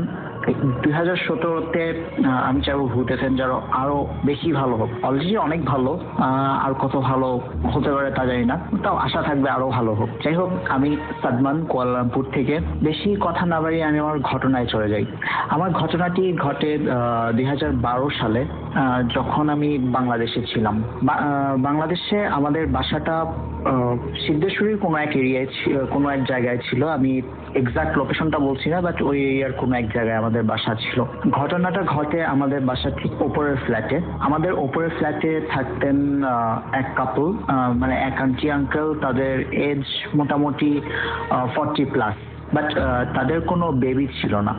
যাই হোক, তাদের বেবি ছিল না, এটা নিয়ে তাদের মোটামুটি কিছুটা কষ্ট ছিল। আর তারা দুজনেই থাকতেন তাদের বাসায়, আর তাদের সাথে কেউ থাকতো না। এরপর 2012 সালের শুরুর দিকে আমাদের বাসার কাছাকাছি একটা ম্যাটারনিটি হসপিটাল আছে। সেই হসপিটাল থেকে একটা বেবিকে ওনারা বাসায় অ্যাডপ্ট করে নিয়ে আসেন। বেবিটার মানে জন্মের পরপরই বেবির মা হয়তো মারা গিয়েছে বা কোনো একটা কারণবশত বেবিটাকে ওই হসপিটালেই পাওয়া যায়, এবং ওই হসপিটাল থেকে আন্টি আঙ্কেল ওনাদের বাসায় অ্যাডপ্ট করে নিয়ে আসেন। বিভিন্ন লিগাল ফর্মালিটিস ফিল আপ করে তারপর বেবিটাকে নিয়ে আসেন। কিন্তু ঘটনা ঘটে 2012-তে যখন বেবিটাকে বাসায় আনা হয়, তারপর থেকে যখন বেবিটাকে বাসায় আনা হয় তখন থেকে তো আন্টি আঙ্কেল অনেক খুশি। স্বাভাবিকভাবেই তাদের কোনো যেহেতু সন্তান ছিল না, এখন তাদের সন্তান আছে, সেই জন্য তারা অনেক বেশি খুশি। এই জন্য তারা একটা গেট টুগেদার আয়োজন করে তাদের বাসায়। আমি বলে রাখা ভালো, আমাদের একদম ইমিডিয়েট উপরের ফ্লোরটাই ছিল তাদের বাসা। আমরা থাকতাম 4 তলায়, তাদের বাসাটা ছিল 5 তলায়। আমাদের উপরের ফ্লোরের উপরের বাসাটাই তাদের। যাই হোক, সেই দিন যেদিন বেবিকে নিয়ে আসে তার 2 থেকে 3 দিন পরে একটা গেট টুগেদার আয়োজন করে, সেখানে আমরা যাই। যাওয়ার পর আমি যখন প্রথম বেবিটাকে দেখি তখন দেখি যে বেবিটা হাসছে, কিন্তু হাসিটা নর্মাল বেবিদের মতো আমার কাছে লাগেনি। মনে হচ্ছিল যেন সে কোন একটা বড় মানুষই হাসছে, এটা বেবির স্মাইল না, এটা একটা বড় মানুষের স্মাইলের মতো। যাই হোক, আমি ব্যাপারটাকে খুব একটা গুরুত্ব দেইনি, কারণ হতেই পারে হয়তো অস্বাভাবিক কিছু না, আমার দেখার ভুল বা মনের ভুল। যাই হোক, তারপর সেই দিনের পরদিন না, তার ঠিক কয়েকদিন পরে বেবিটাকে নিয়ে আন্টি আমাদের বাসায় আসেন বেড়াতে। তারপর বেবিটাকে আমার রুমেই কিছুক্ষণ রাখেন। সেখানে বেবিটা যখন থাকে, আন্টি আম্মু তখন কথা বলছে, আর বেবিটা আমার বেডেই আছে। যাই হোক, তো ওনারা বেড থেকে একটু উঠে হয়তো রুমের বাইরে যান, আর তখন সেই মুহূর্তেই আমিও রুমে ছিলাম না, আমি পাশের রুমে ছিলাম। কিন্তু আমি পাশের রুম থেকে আমার রুমে রাখা গিটারের আওয়াজ শুনতে পাই। আমি ক্লিয়ার শুনতে পাচ্ছি যে কেউ যেন আমার রুম থেকে গিটার বাজাচ্ছে। আর গিটার টুংটাং শব্দ না, গিটার বেশ ভালোভাবেই বাজাচ্ছে, মিউজিক আসছে গিটারের। বাট বাসায় কিন্তু আমি ছাড়া আর কেউ গিটার বাজাতে পারে না, সুতরাং গিটার বাজাচ্ছে কে? আমি তাড়াতাড়ি করে আমার রুমে যাই। রুমে গিয়ে দেখতে পারি যে গিটার কেউই বাজাচ্ছে না, বেবিটা শুয়ে আছে, রুমে কেউই নেই, খালি বেবি। তার একটু দূরেই পাশেই বেডের উপরেই আমার গিটারটা রাখা। আমি খুব চিন্তা করি, ভাবি যে এতটুকু বাচ্চার পক্ষে তো গিটার বাজানোটা অসম্ভব ব্যাপার, তো ওর পক্ষে তো গিটার ধরাটাই অসম্ভব ব্যাপার। তাহলে গিটার সাউন্ড আসলো কোত্থেকে? আমি ক্লিয়ার শুনতে পেলাম আমার রুম থেকেই। মেবি আমার হ্যালুসিনেশন হচ্ছে, আমি ব্যাপারটা বুঝতে পারি না। বুঝতে না পেরে তা নিয়ে খুব একটা মাথাও ঘামাই না, কারণ আমি ভাবি যে মেবি হ্যালুসিনেশনই হচ্ছে। এরপর ঠিক ওই দিনের পর থেকে রাতে বিভিন্ন সময়ে আমি 3টার পরে, আমি বলে রাখা ভালো, আমি রাতে বেশ রাত করেই ঘুমাতাম। রাতে 3টার পরে আমি আমাদের ফ্ল্যাটের ঠিক উপরের ফ্ল্যাটটার থেকে বিভিন্ন ধরনের আওয়াজ পেতাম, যেমন কেউ মার্বেল খেলছে অথবা খাট নাড়াচ্ছে, বিভিন্ন ধরনের আওয়াজ উপর থেকে আসতো, উপরের ফ্ল্যাট থেকে। এবং উপরের ফ্ল্যাটে আন্টি আঙ্কেলরাই থাকতেন, ওই ফ্ল্যাট থেকে আওয়াজ আসতো বিভিন্ন ধরনের। তো ব্যাপারটা খুব ওয়ার্ড যে ওই ফ্ল্যাট থেকে কিভাবে আওয়াজ আসে, সেখানে থাকেন শুধুমাত্র আন্টি আঙ্কেল আর ওই পিচ্চি একটা বাচ্চা। তো আওয়াজ এত রাতে মার্বেল খেলা ওখানে, এটা ইম্পসিবল। যাই হোক, আমি পর 5 দিন আমি এরকম আওয়াজ পাই। পাওয়ার পরে আমি উপরে আন্টি আঙ্কেলকে বলি যে আপনাদের বাসা থেকে আমি বিভিন্ন ধরনের আওয়াজ পাই রাত 3টার পরে। ওনারা ব্যাপারটা মোটামুটি ভাবে আমলে নেন না, কিন্তু আমি লক্ষ্য করি যে আন্টি যেন কেমন একটু ডিফারেন্ট অ্যাটিটিউড দিচ্ছেন। মনে হচ্ছে উনি কিছু জানেন, বাট উনি কিছু বলছেন না। উনি বলছেন যে না, হতেই পারে আওয়াজ আমাদের বাসা থেকে আসে না, হয়তো অন্য ফ্ল্যাট থেকে আসে, বাট এত রাত তাই হয়তো মনে হয় যেন আমাদের ফ্ল্যাট থেকে আসছে, যেহেতু আমাদের ফ্ল্যাটটা ওপরে, মানে ওনাদের ফ্ল্যাটটা যেহেতু ওপরে, তাই মনে হতেই পারে ওনাদের ফ্ল্যাট থেকে আসছে, বাট আসছে অন্য কোনো জায়গা থেকে। সেটা উনি বোঝাতে চান আমাকে। কিন্তু আমি সেদিন রাতেও আওয়াজ পাই এবং আমি খুব মনোযোগ দিয়ে খেয়াল করে শুনি যে আওয়াজ ওপর থেকে, ওনাদের ফ্ল্যাট থেকেই আওয়াজটা আসছে, অন্য কোনো ফ্ল্যাট থেকে না। যাই হোক, আমি ওনাদের আর কিছু বলি না, কারণ ওনাদের কোনো বেবি ছিল না। এই বেবিটাকে অ্যাডপ্ট করে আনার পর অনেক খুশি। সো এই বেবির এগেনস্টে বা বেবির এগেনস্টে আমি বলবো না, ওনাদের ওই বাসায় এগেনস্টে কোনো কিছু বললে ওনারা রাগ করতেই পারেন, স্বাভাবিক ব্যাপার, তাই আমি কিছু বলছি না। যাই হোক, এরপরে আমি ঘটনাটা তাদেরই পাশের ফ্ল্যাটে, মানে আমাদের উপরের ফ্লোরে থাকে আমার কিছু ফ্রেন্ড, তাদের সাথে আমি এই ঘটনাগুলো শেয়ার করি যে রাতে এরকম আওয়াজ আসে, ওদের বাসা থেকে আসে কিনা সেটাও একটু কনফার্ম হওয়ার চেষ্টা করি। বাট আমি কনফার্ম হতে পারি যে ওদের বাসা থেকে আওয়াজ আসে না, কিন্তু আমি কিছু জিনিস জানতে পারি। যেমন ওরা বলে যে লিফটে ওদের ফ্লোর থেকে, মানে যে ফ্লোরে আন্টি আঙ্কেল থাকেন সেই ফ্লোরে লিফটে উঠার পর, সেই ফ্লোরে লিফটে যদি কেউ একা উঠে, তাহলে লিফটে বিভিন্ন ধরনের আনইউজুয়াল জিনিসপত্র হয় মাঝে মাঝে। যেমন আমার ফ্রেন্ড একবার দেখেছে যে সে লিফটে একা ছিল, লিফটে কল দিল সে গ্রাউন্ড ফ্লোরের জন্য, কিন্তু লিফটটা চলে গেল উপরে। উপরে কেউ কলই দেয়নি, বাট লিফট চলে গেল উপরে। আবার সে ওপর থেকে নামার জন্য গ্রাউন্ড ফ্লোরে কল দিল, কিন্তু লিফটটা গ্রাউন্ড ফ্লোরের কলটা অফ হয়ে গেল। আবার ওই ফ্লোরে এসেই থেমে গেল, যে ফ্লোরে আন্টি আঙ্কেলরা থাকেন সেই ফ্লোরে। আবার লিফটের ভিতরে মাঝে মাঝে খুব ঘন ঘনই আমাদের লিফটের ভিতরে লাইটটা কেটে যেত, লিফটের ভিতরে লাইট গুলো সবগুলো নষ্ট হয়ে যেত, লিফট একদম ডার্ক হয়ে যেত ভেতরে। 2 দিন পর পর এরকম ঘটনা ঘটতো। তার জন্য কমিটি সিদ্ধান্ত নেয় যে লাইট কেউ ফিউজ করে বা কেউ নষ্ট করে কিনা সেটা দেখার জন্য একজন লিফট ম্যান রাখবেন। অ্যান্ড ওখানে লিফট ম্যান একজনকে অ্যাপয়েন্ট করা হয়। সেই লিফট ম্যান 2 দিন কাজ করার পর আর কাজ করতে চান না। তিনি বলেন যে লিফটে খুব আনইউজুয়াল ফিল হয়, স্পেশালি এই 5 তলায়, মানে ওনাদের ফ্লোরটায় আসার পর থেকে। ওনাদের ফ্লোরে থামলে বা ওনাদের ফ্লোর থেকে উঠলে লিফটে খুব বেশি আনইউজুয়াল ফিলিং হয়। এই জন্য সে ওই লিফটে আর চাকরি করবেন না, সে জব ছেড়ে চলে যান আর কি ওখান থেকে। এরপর একদিন আমি আসলে হঠাৎ করেই, আমি বলবো না যে আমি দেখার জন্য বা বোঝার জন্য না, এমন কিছু না, আমি হঠাৎ করেই কোনো কারণে ওই ফ্লোর থেকেই লিফটে উঠি নিচে নামার জন্য। সো আমি লিফটে উঠি, আমি একা লিফটে উঠে আমি গ্রাউন্ডের কল দেই। দেওয়ার পর আমি ফিল করতে পারি, আমি লিফটের সামনে যে মিররটা থাকে ফার্স্টে ফিল করি যে আমার পেছনে কেউ আছে। তারপরে আমি ওই মিররটায় তাকিয়ে দেখি আমার পেছনে আমারই হাইটের কেউ একজন দাঁড়িয়ে আছে। এটা দেখে আমার ব্রিদিং অফ হয়ে যায় বলতে গেলে। আমি খুব বেশি ভয় পেয়ে যাই। লিফটে আমি একা উঠলাম, আর আমাদের বিল্ডিংটায় খুব বেশি ফ্ল্যাট নেই। সো আমি সবাইকেই চিনি ওখানে, আমার পেছনে ওটাকে। আর সে পেছনের পার্সেন্টের হাইট মোটামুটি আমার সমান, আর আমার হাইট 5 feet 10। আমার পেছনের মানুষটার হাইটও এরকম। কিন্তু আমি আরেকটু ভালো আমি পেছনে তাকিয়ে ফার্স্টে দেখি যে কেউ নেই, আমি ওই মিররটাই দেখতে পাচ্ছি। মিররটা আমি ভালো করে তাকিয়ে দেখি যে তার হাইট 5 feet 10, মানে আমার সমান হলেও ফেস একদম ওই বেবিটার মতো, একদমই ওই বাচ্চাটার মতো ফেস। এটা দেখে আমি লিফটের ভেতরেই পড়ে যাই। লিফটটা যখন আমি যাই না তারপরে কিভাবে লিফটে কি হয়, বাট আমি তারপরে যখন চোখ খুলি আমি দেখতে পাই যে আমি আমার বাসায়। আম্মু আমাকে বলছে যে কি হয়েছিল লিফটের ইলেকট্রিসিটি চলে গেছিল নাকি কি হয়েছিল, তুমি লিফটের ভিতরে অজ্ঞান হয়ে গেছিলে কেন, আর তোমাকে সিকিউরিটি গার্ড দিয়ে গেছে বাসায়। আমি তারপর সব ঘটনায় আম্মুকে বলি। আম্মুকে বলার পরে আম্মু তারপর বলে যে মেবি মনের ভুল হতে পারে, আর না মনের ভুল হলেও ওই ফ্লোর থেকে আর লিফটে ওঠার কোনো দরকার নেই। এরপর আস্তে আস্তে বেশ অনেকদিন কেটে যায়, আমরা শব্দও পাই। আমি শব্দগুলো রাতে আমার আম্মু আব্বুকে শোনাই, তারাও শুনতে পায় শব্দগুলো। যাই হোক, এরপরে বেশ কয়েকদিন কেটে যায়। আর এর মাঝে ওই বাসায় আরো কয়েকজন আমাদের নেইবার তারা গিয়েছিলেন, তারাও বিভিন্ন ধরনের জিনিস ফিল করতে পারেন। যেমন একদিন ওনাদের বাসায়, ওই আন্টি আঙ্কেলের বাসায় যাওয়ার পর ভেতরে ফিল করতে পারেন যে অসম্ভব গরম, অথচ তখন ছিল শীতকাল। উইন্টার সিজনে বেশ ঠান্ডা, কিন্তু ভেতরে প্রচুর গরম ওই বাসার ভেতরে। যাই হোক, এরপর ওই বেবি রুমে মাঝে মাঝে জিনিসপত্র তছনছ হয়ে যেত, এটাও অনেকে দেখেছেন। এভাবে কেটে যায় আসলে কয়েক মাস, 3-4 মাস হবে কেটে যায় এভাবে। এরপর একদিন হঠাৎ করে আঙ্কেল বিকাল মানে সন্ধ্যার দিকে তিনি অফিসে তার ইউজুয়াল টাইমে বাসায় ফেরেন। তিনি বাসায় ফেরেন। বাসায় ফিরে দেখতে পান যে গেট ভেতর থেকে লক করা। উনি বেল দিচ্ছেন কিন্তু ভেতর থেকে কেউ দরজা খুলছে না। যাই হোক, আঙ্কেল তখন তার কাছে রাখা একটা এক্সট্রা কি দিয়ে বাইরে থেকে ডোরটা খোলেন। যেহেতু ডাবল লক ডোর, সেহেতু ভেতর থেকে লক থাকলেও বাইরে থেকে খোলা যায়, বাট সেটা একটা কি স্পেশাল কি দিয়ে খোলা যায়। সেই কিটা যতদূর জানতাম আঙ্কেলের কাছেই শুধুমাত্র থাকতো ইমার্জেন্সির জন্য। যাই হোক, উনি কি দিয়ে দরজাটা খুলে আঙ্কেল যখন ভেতরে ঢুকেন তখন দেখতে পারেন যে বাসার ভেতরে সব কিছু একদম তছনছ হয়ে আছে। সবচেয়ে বেশি শকিং এবং স্যাড ব্যাপার সেটা হলো আঙ্কেল ভেতরের তার বেডরুমে দেখতে পান যে আন্টির লাশ পড়ে আছে বিছানার উপরে।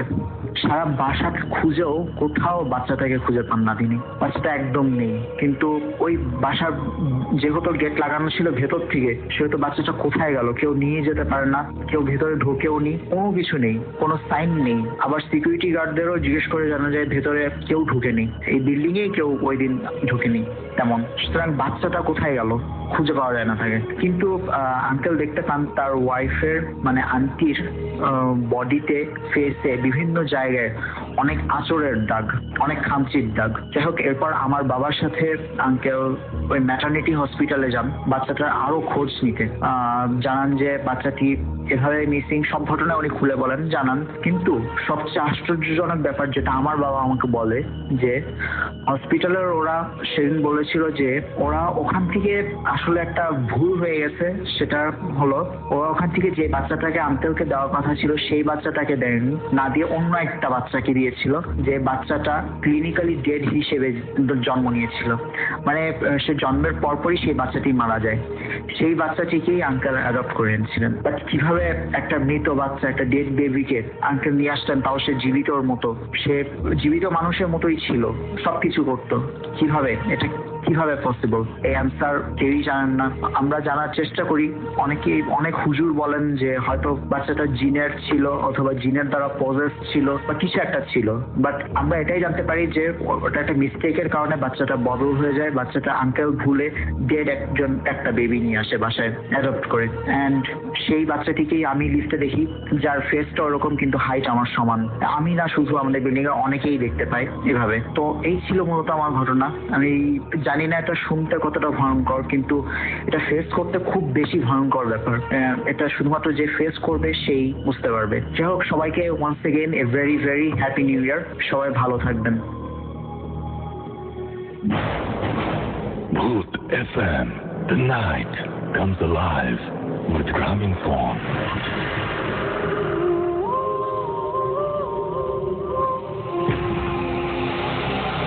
আরো একবার আপনাদের সবাইকে স্বাগত জানাচ্ছি। আমি রাসেল, শুনছেন সবসময় রেডিও 48.0 FM। আর একটার পর একটা দারুণ দারুণ ঘটনা শুনছি আমরা। আমার হাতে আরো একটা ইমেল আছে, যে ইমেলটা আমি এই মুহূর্তে পড়তে চাই। তো আমাকে লিখেছেন, গুড মর্নিং রাসেল ভাই। যখন লিখেছিলেন তখন মর্নিংই ছিল, এখন তো আর সেটা নেই। I have shared some authentic story. এবং তিনি যেটা লিখতে চেয়েছেন যে তিনি কতগুলো স্টোরি শেয়ার করতে চান, এগুলো তার ফ্যামিলি রিলেটেড। এবং তিনি বলেছেন যে তার আইডেন্টিটি সেটা, মানে তার পরিচয়টা প্রকাশ না করতে। এবং তিনি পিএইচডি করছেন এখন এই মুহূর্তে, এবং তিনি একটা স্টোরি অলরেডি এর আগে শেয়ার করেছেন। এবং তার কোনো কিছু আমি বলছি না, কারণ বললেই আপনারা সবাই বুঝে যাবেন। তো আমি পড়ছি তার ঘটনাটি। আমাদের এক কাজিন, মানে ঘটনা এক, আমাদের এক কাজিন তার পরিবার নিয়ে উত্তরায় এক অ্যাপার্টমেন্টে থাকে। প্রথম কয়েকদিন সবকিছু ঠিকঠাক ছিল। কয়েকদিন পর খেয়াল করলো তাদের ছোট মেয়ে কার সাথে যেন কথা বলে। মেয়েকে জিজ্ঞেস করলে বলে বুড়ির সাথে কথা বলে। সে বাসায় কোনো বুড়ি ছিল না। এর কয়েকদিন পর বাসায় ছাদে সমস্যা শুরু হলো। তারা থাকতো একদম নিচের তলায়, ছাদের নিচের তলায়। আর এর আগে ছাদে অসামাজিক কার্যকলাপের কারণে সোসাইটি থেকে সন্ধ্যার পরে ছাদে তালা দেওয়ার সিদ্ধান্ত নেওয়া হয়। এখন রাত হলেই ছাদে আসবাবপত্র টানাটানির আওয়াজ পাওয়া যেত। মনে হতো অনেকে একসাথে দৌড়াদৌড়ি করছে। তো একদিন অতিষ্ঠ হয়ে কাজিন তার বাসার কেয়ারটেকারকে ফোন দিয়ে বলল, এ কি, এখন কি ছাদে তালা দেওয়া না? কেয়ারটেকার বলল, কই, একটু আগে তো তালা মেরে দিয়ে আসলাম। কাজিন তাকে বাসায় আসতে বললেন। উনি বাসায় আসলে দুজন মিলে ছাদে গেলেন। গিয়ে দেখলেন যে দরজায় তালা দেয়া আছে। এরপর তালা খুলে ভেতরে ঢুকলেন। পুরো ছাদ ঘুরে ফিরে কিছুই পেলেন না। তখন কাজিন জিজ্ঞাসা করলেন আবার, এই অ্যাপার্টমেন্টে কি কোনো প্রবলেম আছে? কেয়ারটেকার জবাব দিলেন, জি স্যার আছে। বিল্ডিং কনস্ট্রাকশনের সময় থেকে ওয়ার্কাররা বিভিন্ন জিনিস দেখছে। কখনো দেখে এক বুড়ি মহিলা, কখনো দেখে একটা মেয়েকে। এর মাঝে মাঝে এদের বাসার সিঁড়িতে দেখা যায় এদের। এই কথা শোনার পর কাজিম আর ওখানে দাঁড়িয়ে থাকার সাহস পায় নাই। ঘটনা 2, উত্তরায় আরেক কাজিনের বাসা। এই বাসার আগে থেকেই জিনের উপদ্রব ছিল, তাই বাসাটা বন্ধক দেওয়া নিয়েও কাহিনী আছে, পরে কোনো এক সময় সেটা বলবো। তো কাজিন তার রুমে বসে আছে। রুমে আর কেউ নেই, এসি ছাড়া ছিল, কিন্তু রুমের দরজা খোলা। দরজাটা এমন যে এখন বাতাস যদি দরজাটাকে বন্ধ করতে চায়, রুমের ভেতর থেকে বাতাস আসতে হবে। কিন্তু সব জানালা বন্ধ। কিন্তু হঠাৎ করেই দাম করে দরজাটা বন্ধ হয়ে গেল। আরেক দিনের কাহিনী, উনি বিছানায় বিকেলের দিকে শুয়ে আছেন, জানালা খোলা, বাসা বন্ধ থাকায় হুজুর আগেই বলেছিল কারো পক্ষে বাসায় ঢোকা সম্ভব না হলেও সমস্যা করতে চেষ্টা করবে। উনি প্রায় ঘুমিয়ে পড়েছিলেন। হঠাৎ উনি খুব ঠান্ডা একটা হাতের স্পর্শ পান। ব্যাপারটা বুঝতে পেরে উনি দৌড় মেরে রুম থেকে বের হয়ে যান। আমার সবচেয়ে ছোট ঘটনা 3। আমার সবচেয়ে ছোট খালার যখন বিয়ে হয় তখন ওনার দাদি শাশুড়ি জীবিত ছিলেন। উনি অসুস্থ হয়ে বিছানায় শয্যাশায়ী ছিলেন। শেষের দিকে হুইল চেয়ারে চলাফেরা করতেন আর একটি বিশেষ আতর ব্যবহার করতেন। পরবর্তীতে উনি ইন্তেকাল করেন। উনি মারা যাওয়ার পর থেকে আমার খালা কিছু একটা ফিল করেন। উনি মাঝে মাঝেই তার রুমে ওই আতরের গন্ধ পেতেন, আর কারেন্ট চলে গেলে আওয়াজ পেতেন আশেপাশে কেউ একজন হুইল চেয়ারে চলাফেরা করছে। কাহিনী 4। আমার নানা একজন বিশিষ্ট ব্যবসায়ী ছিলেন। উনি ব্যবসার কাজে অনেক দেশেই যেতেন। একবার নানি ও মামা খুবই ছোট, তখন কয়েক মাস বয়স হবে, তারা সবাই লন্ডনের ব্যবসার কাজে গেছেন। এখানে একটি হোটেলে সবাই মিলে উঠেছেন। নানা তার কর্মচারীদের নিয়ে ব্যবসার কাজে সকালেই হোটেল থেকে বের হয়ে যেতেন। নানি ও মামা একাই রুমে থাকতেন। প্রথম কয়েকদিন নানি শুনতেন পাশের রুমে কেউ একজন সারাদিন পানির কল ছেড়ে রেখেছে। এই বিষয়ে কমপ্লেন করলেই হোটেলে অথরিটি বলে যে দেখবে। এইভাবে কয়েকদিন চলার পর একদিন কাজ থেকে ফিরে নানা দেখে নানি হোটেলের রিসেপশনে মামাকে নিয়ে বসে আছেন। নানা জিজ্ঞেস করে জানতে পারেন নানি দুপুরের দিকে ঘুমাচ্ছিলেন, মামা পাশে শুয়েছিলেন। যেহেতু উনি একাই ছিলেন তাই উনি ঘুমানোর আগে দরজা বন্ধ করে দিয়েছিলেন। হঠাৎ উনি টের পেলেন রুমের দরজা খুলে কেউ একজন রুমে প্রবেশ করছে। তন্দ্রা অবস্থায় উনি মনে করলেন নানাই হয়তো ফেরত এসেছেন। কিন্তু কয়েক মুহূর্তে ওনার মনে পড়ল যে দরজা তো বন্ধ ভেতর থেকে, নানা তো ঢোকা সম্ভব না। এইটা মনে পড়ে উনি চোখ খুলে দেখেন এক ব্রিটিশ মহিলা মামার দিকে তাকিয়ে আছে। খুবই ফ্যাকাশে চেহারা, রক্তচক্ষু। নানিকে চোখ খুলতে দেখে ওই মহিলা অথবা ওই ব্রিটিশ মহিলা নানির কাছে এসে নানির গলা চেপে ধরেন। নানি কিছু একটা সমস্যা বুঝতে পেরে দোয়াদুরুদ পড়তে শুরু করেন। এতে ওই মহিলা ক্ষিপ্ত হয়ে নানির গলা ছেড়ে দেয়। সেই সুযোগে নানি কোনো মতে মামাকে কোলে নিয়ে রিসেপশনে চলে আসেন। এরপর হোটেল কর্তৃপক্ষকে জিজ্ঞেস করলে তারা বলতে বাধ্য হয় যে নানি যে মহিলাটিকে দেখেছেন সেই মহিলা কয়েক বছর আগে নানির পাশের রুমে সুইসাইড করেন। এরপর থেকে এখন পর্যন্ত রুম খালি থাকে, কাউকে দেয়া হয় না। নানা মারা গেছেন 20 বছরের ওপরে, নানি বেঁচে আছেন। ওনাকে জিজ্ঞেস করলে এখন উনি বলেন যে ওই মহিলার ওই ঠান্ডা হাত যা ওনার গলা চেপে ধরেছিল সে অনুভূতি উনি কোনোদিন ভুলবেন না। এই ছিল ঘটনা। আশা করছি আপনাদের সবার ভালো লেগেছে। চমৎকার ঘটনা পাঠানোর জন্য আমি শিওর যে আপনার কাছে এরকম ঘটনা আছে, সেই ঘটনা লিখে পাঠান আমাদের কাছে।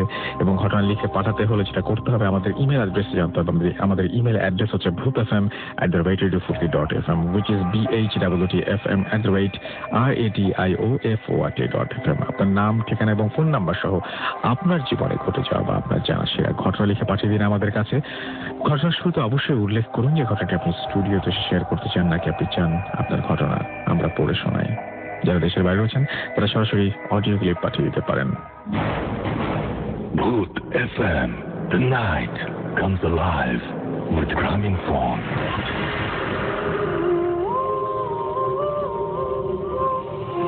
আরো একবার আপনাদের সবাইকে স্বাগত জানাচ্ছি। আমি রাসেল, শুনছেন সবসময় রেডিও 48.0 আর এইবার আমার কাছে আরো একটা ঘটনা রয়েছে। সেটা হচ্ছে নিজের লাশ যদি কখনো আপনি নিজে দেখতে পান কেমন লাগবে। ধরুন কোনো একদিন এলো আশ্চর্য একটা অ্যাম্বুলেন্স, ভেতরে দেখলেন আপনি নিজেই শুয়ে আছেন। কি ভুলে যাচ্ছে সব। 11 ফেব্রুয়ারি 2012 ঘটনাটি পড়েছিলাম, আজ আবার শুনবো। লিখেছেন আমাকে, হ্যালো ভাইয়া, আমি রাত্রি Saha and recently I am living in Toronto, Canada. আমি আজকে যে ঘটনাটা শেয়ার করতে যাচ্ছি সেটা আজকে থেকে 1 বছর আগের কথা। আমি তখন আমার ফ্যামিলির সাথে ঢাকা বাড়িধারায় থাকতাম। আমি প্রায় রাতের বেলা ব্যালকনিতে দাঁড়িয়ে গান শুনতাম এবং সেটা ছিল সেদিন শনিবার। সেই রাতেও আমি যথারীতি বারান্দায় দাঁড়িয়ে গান শুনছিলাম। রাত বাজে তখন 1টা। সেদিন কেন জানি আমার অনেক ভয় লাগছিল। এই জন্য সেদিন আমি বেশি রাত না করে রুমে চলে আসলাম। রুমে ঢুকে দেখলাম লাইট অফ, কিন্তু আমার স্পষ্ট মনে আছে দ্যাট আমি লাইটটা অন করে গিয়েছিলাম, কিন্তু ব্যাপারটাকে আমি বেশি গুরুত্ব না দিয়ে লাইটটা অন করলাম। অন করে যা দেখলাম সেটা দেখার জন্য সেটা দেখে আমার সারা শরীর বরফের মতো জমে গিয়েছিল। আমি দেখলাম যে আমার বেডে আমার মতো দেখতে সেম একটা মেয়ে শুয়ে আছে। তার পরনের কাপড় পর্যন্ত হুবহু আমার মতো ছিল। সে আমার দিকে তার বড় বড় চোখ দিয়ে তাকিয়ে রয়েছে। কিছু সেকেন্ড পর সে উঠে আমার দিকে এগিয়ে আসলো। এটা দেখে আমি আমার জ্ঞান হারিয়ে ফেলি। জ্ঞান ফেরার পর আমি দেখলাম যে আমি আমার বেডে শুয়ে আছি আর আমার মা পাশে কান্না করছে। আমি জিনিসটাকে আমার কোনো খারাপ স্বপ্ন ভেবে কাউকে কিছু বললাম না। এরপর 1 মাস চলে গেল এবং এই 1 মাস এমন কিছু ঘটেনি। এরপরে একদিন বিকেলবেলা আমি বারান্দায় এমনিতেই দাঁড়িয়ে আছিলাম। হঠাৎ অনেক জোরে অ্যাম্বুলেন্সের আওয়াজ শুনতে পেলাম। নিচে তাকিয়ে দেখলাম যে আমার বাড়ির নিচে একটা অ্যাম্বুলেন্স থামলো। অ্যাম্বুলেন্সটা প্রায় 10 মিনিট দাঁড়িয়েছিল। এরপর দেখলাম অ্যাম্বুলেন্স থেকে একটা লাশ বের করা হচ্ছে। আমি ভাবলাম যে আমার ওপর তলার একটা বয়স্ক লোক যে হসপিটালে অ্যাডমিটেড ছিল সে হয়তো মারা গেছে। কিন্তু লাশটা যখন নিচে নামানো হলো তখন আমি যা দেখলাম সেটা মনে পড়লে এখন আমার হাত পা ঠান্ডা হয়ে যায়। আমি দেখলাম যে সেই লাশটা আমার নিজের। এটা দেখে আমি অজ্ঞান হয়ে গেলাম এবং চোখ খুলে দেখলাম যে আমি হসপিটালের বেডে। উঠে শুনলাম যে 3 দিন পর আমার হুঁশ এসেছে। আমি আমার মার কাছে ঘটনাটা শুনতে চাইলাম। আমার মা বলল সেদিন বিকেলে আমার মা বারান্দায় গিয়ে দেখে যে আমি নাকি অজ্ঞান হয়ে পড়েছিলাম। এরপর আমার বাবাকে কল দিয়ে বাসায় আনানো হয়। কোনো কিছুতেই আমার হুঁশ ফেরে নাই। আমাকে বাড়ির নিচের অ্যাম্বুলেন্সটা দিয়ে হসপিটালে আনা হয়। এটা শুনে আমি আরো বেশি ভয় পেয়ে যাই। আমি আমার মাকে জিজ্ঞেস করলাম যে অ্যাম্বুলেন্সটা কোথা থেকে আসলো। আমার মা বলল যে অ্যাম্বুলেন্সটা নাকি আগে থেকে নিচে দাঁড়ানো ছিল। সেদিন রাতেও আমাকে হসপিটালে রাখা হয়। সেদিন রাতে আমি হসপিটালে একটা স্বপ্ন দেখি। আমি দেখি যে একটা ছোট মেয়ে দাফনের কাপড় পরা, তার মাথায় অনেক লম্বা চুল। মেয়েটা দেখতে অনেক বেশি ভয়ঙ্কর ছিল।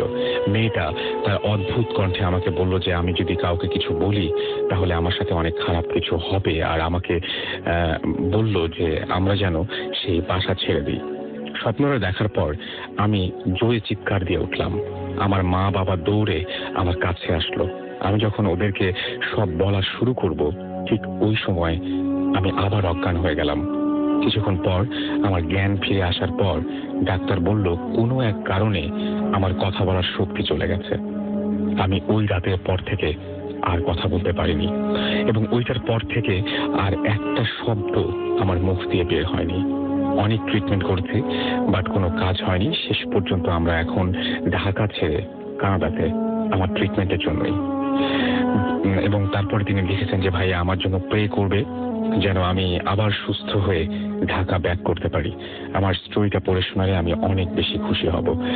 সো এই ছিল ঘটনা, এবং আমি যদি এই ঘটনাটা এরকম ঘটেই থাকে তাহলে আমি দোয়া করি যে আপনি যেন সুস্থ হয়ে খুব দ্রুত আমাদের মাঝে ফিরে আসেন, এবং আশা করি যে আপনি আবারও কথা বলবেন। সেটা অবশ্যই সেরকম একটা প্রার্থনা আপনার জন্য আমাদের থাকবেই। Bhoot FM, the night comes alive with Gramophone.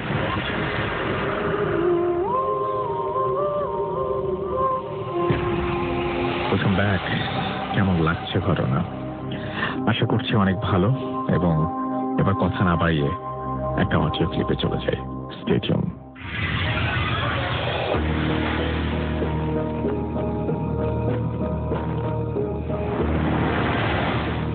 আসসালামু আলাইকুম রাসেল ভাই, আমি টিপু বলছি লন্ডন থেকে।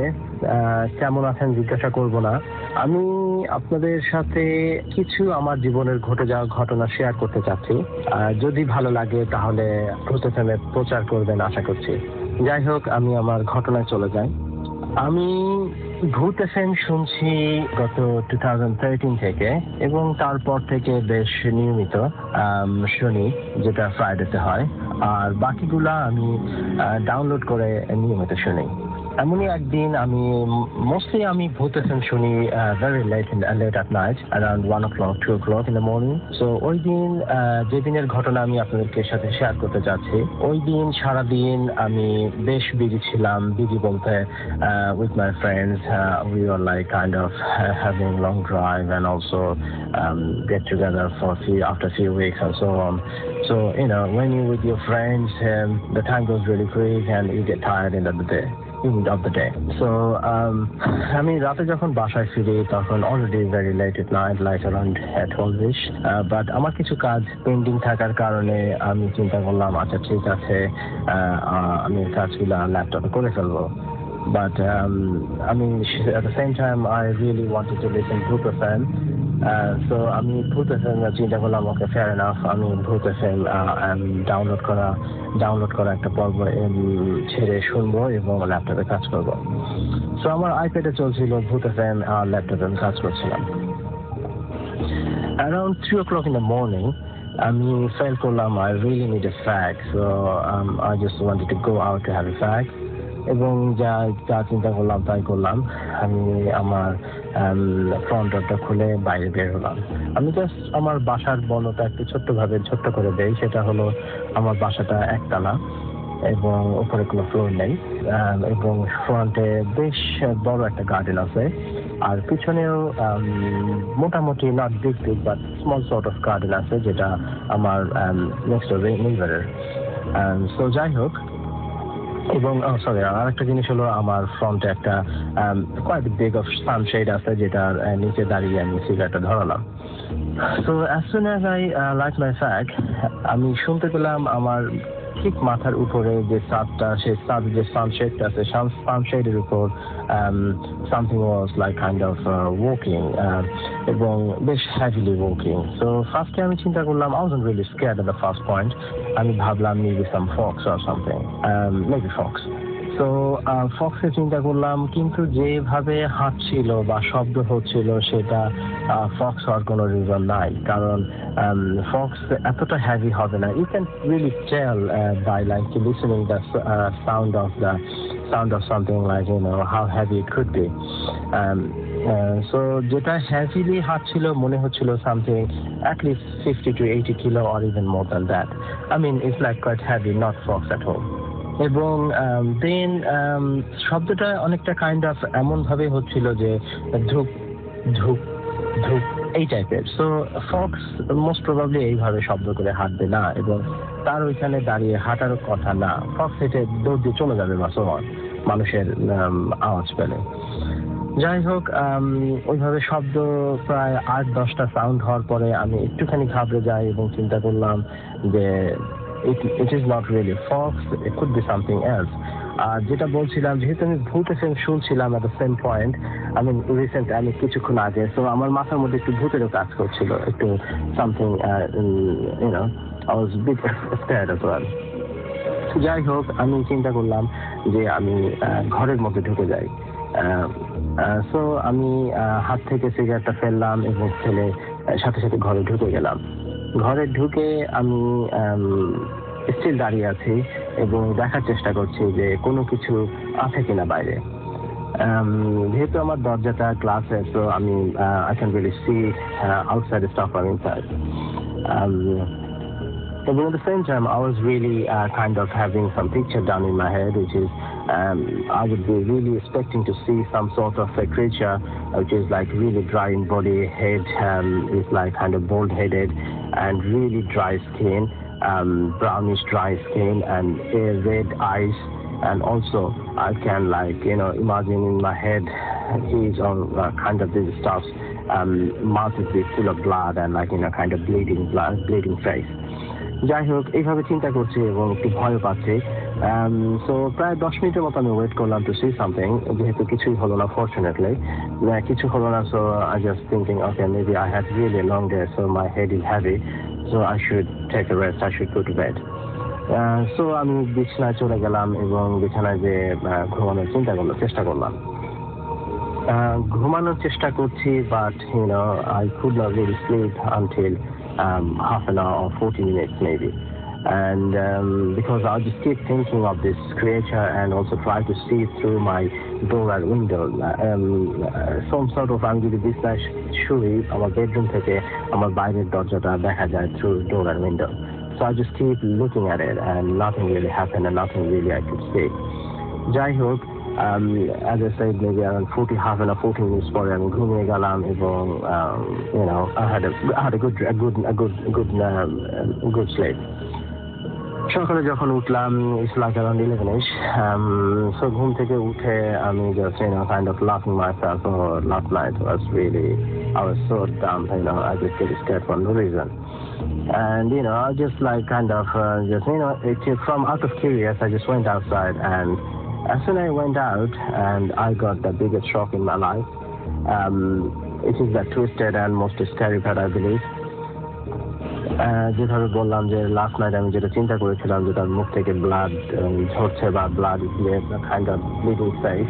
সো আমি যেখানে দাঁড়িয়ে সিগারেটটা ধরিয়েছিলাম এবং যেখানে এক্সপেক্ট করছিলাম যে কিছু থাকবে, ঠিক সেই জায়গাটায় বেশ খানিক রক্ত টপ টপ করে পড়েছে এবং ওটা কাইন্ড অফ জমাট বেঁধে গিয়েছে এবং বোঝা যাচ্ছে যে রক্তটা definitely from like last night or like few hours back, because তার আগে আমি যেহেতু বাসায় ছিলাম বা তার আগে এখানে ব্লাড আসার কোনো রিজনই নাই। So I was really scared to see this blood, and I just keep thinking like there is no way this blood should be coming from nowhere to my door. And I was scared. So এটাই ছিল আমার ঘটনা এবং তারপরে আর কিছু হয় না এবং আমি জানিও না কি এখানে ছিল বা কিছু ছিল কিনা। So it's kind of unexplainable to me, and I don't really wanted to say it again, and that's all really my story is. ঘটনাটা ভালো লাগলে শেয়ার করবেন এবং আমার আরো বেশ কিছু ঘটনা আছে, আমি আপনাদেরকে একটা একটা করে সেন্ড করব। Thank you very much Russell ভাই once again for your time to listen my story, and to all other listeners of Bhoot FM and Bhoot FM Zindabad. Allah Hafiz. Good luck. Bye. Hello, Cox's Bazar travel. ভাই, রাত 12টার বাসে কক্সবাজারের দুটো seat comes alive with Grameenphone.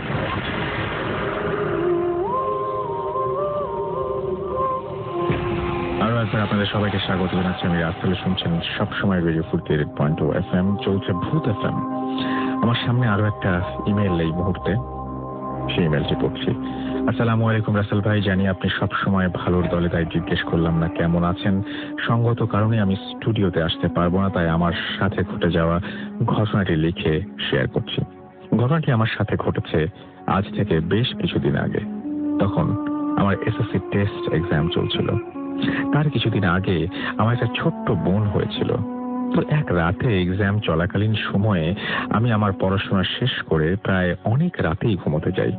তো হঠাৎ করেই রাত প্রায় 1টা থেকে 2টার মধ্যে এই সময়টা ছিল, আমি একটা স্বপ্ন দেখি। স্বপ্নটা আমাকে নিয়েই।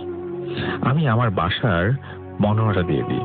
আমার বাসার গেটের ঠিক বাম পাশে একটি বড়ই গাছ আছে। তো যেই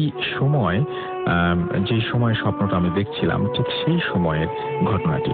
আমি সেই সময় দেখি যে বড়ই গাছটির নিচে আমি দাঁড়িয়ে আছি। তো আমার বাম পাশ থেকে একটা অ্যাম্বুলেন্স আসলো এবং গাড়িটা থেকে 2টা লোক নেমে এসে আমাকে বলল, অপি, আমরা তোমায় একটা লাশ দিচ্ছি, দয়া করে ভাই সেটা ঠিক করে দাফন করে দিও। আমি আর কিছু না ভেবে বললাম, আচ্ছা ঠিক আছে, দেখে যান, দেখছি। এবং কথাটা বলা মাত্র ওরা দুজন গাড়ি নিয়ে উধাও হয়ে গেল। আমি সাহস করে সামনে এগিয়ে গিয়ে দেখলাম ওই লাশটা। আর একটু ওরা আমাকে বলেছিল যে লাশটা ছিল একটা অ্যাক্সিডেন্টাল লাশ। তো আমি যখন গিয়ে লাশটা দেখলাম, তখন লাশটার মুখটা স্পষ্ট দেখতে পেলাম না, আর যে জিনিসটা ওর গায়ে কোনো স্পট ছিল না, যেটা দেখে আমি বুঝবো যে এইটা একটা অ্যাক্সিডেন্টাল লাশ। তো যাই হোক, আমি দাঁড়িয়ে দাঁড়িয়ে 7-5 চিন্তা করতে লাগলাম। এমন সময় আমি 2জন লোককে দেখলাম রাস্তা দিয়ে হেঁটে আসছে। আমি ওদের ডাক দিয়ে বললাম যে, ভাই দেখেন, আমাকে তো এইরকম 2জন লোক একটা লাশ দিয়ে গেছে, তো এখন এইটা দাফন করতে হবে, আপনারা কি আমাকে সাহায্য করবেন? তো ওরা এই কথা শোনা মাত্র এক দৌড় দিয়ে পালিয়ে গেল। আর তখনই আমার ঘুম ভেঙে যায়।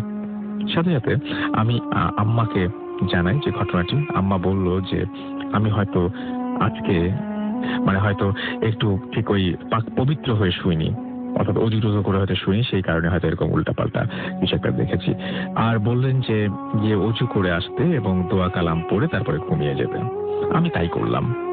তো সেদিন রাতে আর কোনো কিছুই দেখিনি। সকাল হলো, আমি এক্সাম দিতে গেলাম, এক্সাম শেষ করে আসলাম। সেদিন রাতেও আর কিছুই দেখিনি। তার পরের দিন আম্মা আমাকে ভোর রাতের দিকে ঘুম থেকে ডেকে উঠাচ্ছেন। আমি বললাম কি হয়েছে? বলছে পাশের বাসার একটা মেয়ে বাস অ্যাক্সিডেন্ট করে মারা গেছে। ওহ, আর একটা কথা, যার কথা বললাম ওই মেয়েটা থাকতো গাজীপুরে একটা এলাকায়, আর আমি যেই বাসার কথা বলছি ওইটা ছিল ওর বাবার বাড়ি সাভারে। তো আমি ঘুম থেকে উঠে বাজারে গিয়ে কিছু খাবার নিয়ে আসলাম যে ওরা খাবে। তারপর আমার এক্সামের টাইম হয়ে যাওয়ার কারণে আমি এক্সাম দিতে চলে যাই, এবং আমি যখন দুপুরে বাড়ি ফিরি তখন শুনি যে ওইটা অ্যাক্সিডেন্ট ছিল না, ওইটা অ্যাকচুয়ালি ছিল ওইটা একটা